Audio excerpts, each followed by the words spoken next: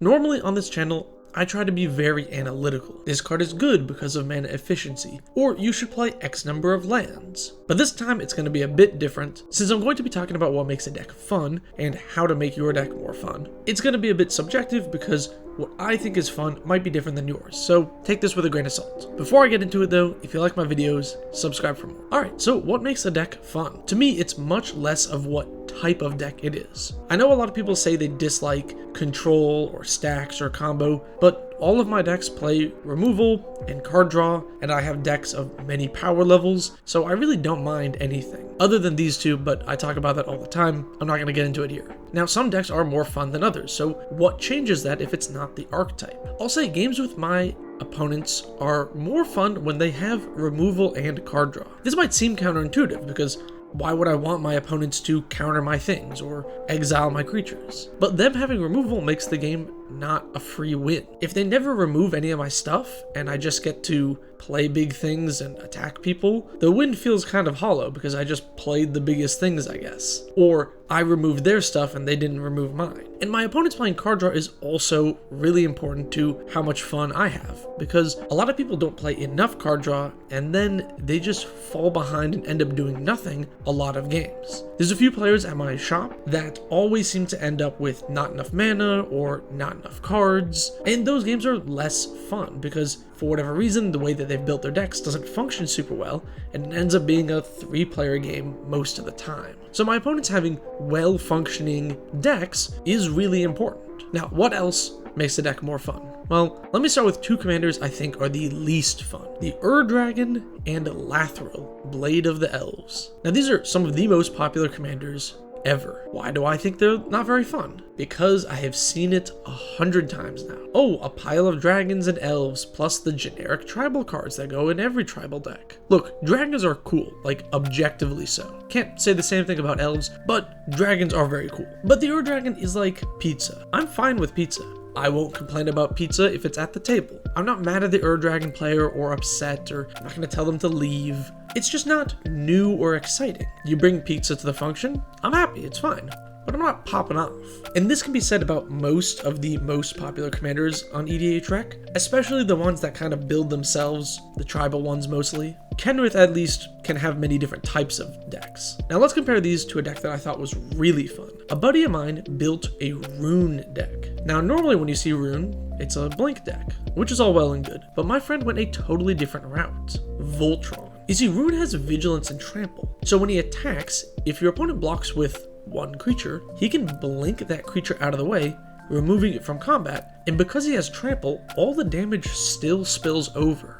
With cards like Vorak Battlehorns, you could stop people from multi-blocking, and with Stoneforge Mystic, plus the ability to blink Stoneforge, you can tutor up tons of equipment to suit up your commander. This Rune Voltron deck was not a pizza. It was more like when I was 9 and I went to my friend's place and his mom made me kimchi for the first time. It was spicy, it was interesting, and it was something I hadn't had before. Honestly, that's a big part about making decks fun. Something interesting and new. If I've seen your deck 100 times, it's just not very fun for me. I probably already know like half of your list, and at the very least, how the deck functions. This is true for any other commander who builds themselves. Like most shrine decks will have a huge amount of overlap because there's just not that many shrines, so what are you gonna do? Or commanders that are generically powerful. Things like Urza and Korvold, no matter what you have in the 99, I kind of know roundabout what you're gonna do. I've seen these commanders so many times.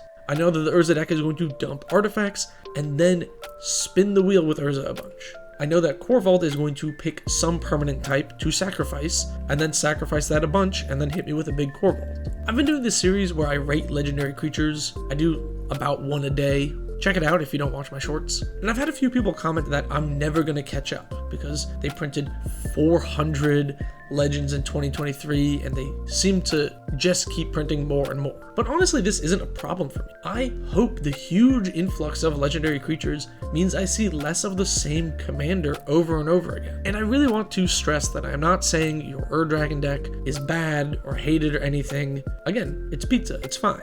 It's just not exciting. So here are some suggestions on how to make a deck more fun and interesting. You don't need to go super crazy and build something ultra jank. Although I do appreciate the decks that are all art done by the same artist or something like that. But you don't need to do any of that. Again, I still want your deck to function and do stuff, so it's not like a free win for me. One thing I do personally is I ban myself from using any legend on EDHREC's top 100 list, meaning I usually have to dig a bit deeper to find something that works for whatever theme I'm looking for. Another thing I've been doing recently is looking at monocolored commanders that have less than 1,000 decks. I've played Stark of Wrath, Ben, Gadrock, Heliod, Blindseer, Muzio, Kahiri the Swirling Sky, Iname Death Aspect, Sidisi Undead Vizier, and Reki the History of Kamigawa. There are so many older monocolored legends that are a ton of fun to brew around. They're not very popular in Commander because they were printed not in a precon or not in a recent Commander focused set. But go back to some of those old sets and look at the cards there. There's lots of fun legends to try out. And if you love tribal decks,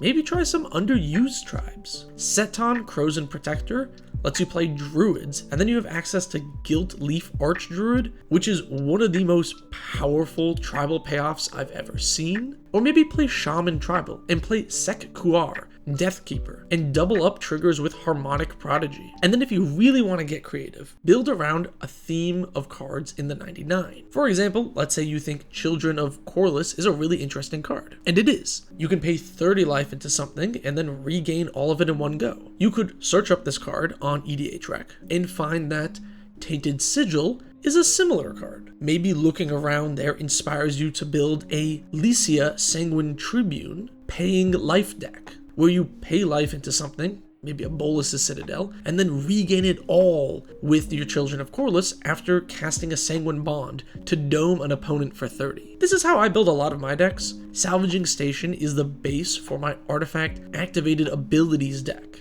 Humility is the base for my Heliod Enchantress deck, and Sunforger is the basis for my Quintorius Spellslinger deck. Look, if you want to play Atraxa Super Friends or Yuriko Ninjas, go for it. There is absolutely nothing wrong with playing a popular commander and doing the thing they were designed to do. This video is not meant to discourage anyone. Instead, I hope to inspire you. Maybe the next time you build Dragon Tribal, you use Scion of the Ur-Dragon instead as a toolbox deck. Maybe you turn your Edgar deck into a Changeling deck. Or maybe you'll build a deck around Echoing Equation to turn all your random tokens into an Itali Primal Storm and cast a ton of cards randomly and just live the dream. There are so many cool and interesting things you can do in EDH. Why do the same popular ones over and over again? So that's it. If you want to make your deck more fun, well, do something interesting. Find something unique that you think is cool and do it. Go for it. If you do something I haven't seen before, I think it'll be a fun game. I love seeing new interactions.